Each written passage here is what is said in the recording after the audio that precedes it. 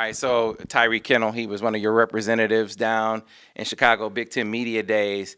Not a surprise. I mean, that kid seems like he's been a leader from the moment he walked in the door, but he really focused on hey, it's the aspects of his game and the safety game that need to improve, and focus a lot on coverage. He talked about coverage of slots. That seemed to be the thing that he was drilling on all offseason. Was that a charge that you gave them during the offseason? Yeah, I mean, you just look at what their weaknesses from the prior season, and we went through every single, myself and Coach Bush, Devin Bush, went through every single play that they played last season and graded every single play and made comments on every play. And we looked at, hey, where were their weaknesses? What can we improve on in the spring right off the bat to make them whole? And, Tyree was, talking about slot coverage and middle of field play. I mean, he had to get better with his footwork and his angles and his first step, in the middle of the field, and he did that. He had a heck of a spring, in improving what we felt like he needed to improve and make him a whole, well-rounded, really good player. So excited about him.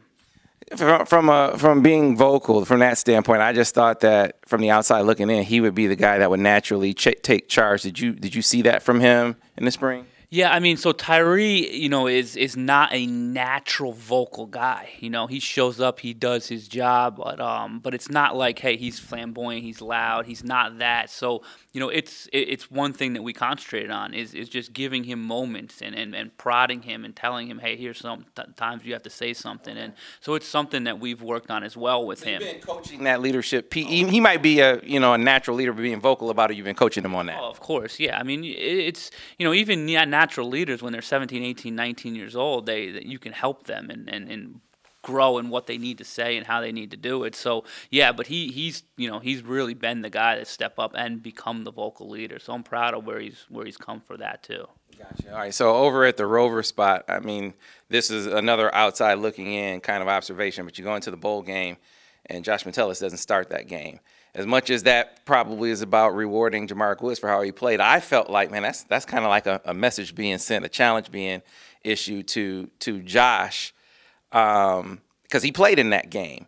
Did you kind of see a response to that, not just in that game, but obviously in winter conditioning and in spring ball? Was that something that he kind of took like, hey, you know what, this isn't a guarantee that this is my spot? Yeah, I mean, Josh obviously didn't finish the season the way he would have liked to. He got a little worn down. He was beat up, and that was one of his challenges that we had to work on in the spring. Is really his overall conditioning, his body, taking care of himself.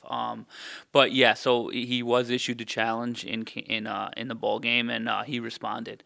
He had a great spring. He had, I would argue him and Ty went back and forth on just the best grading system, and it's funny, they both ended up with the same exact grade. Wow. To a decimal. I mean, I think it was like 91.344 or something, because we had a little game, challenge, and they got a plaque for this, all that, and they ended up after the last practice, with the same exact grade. So he has responded.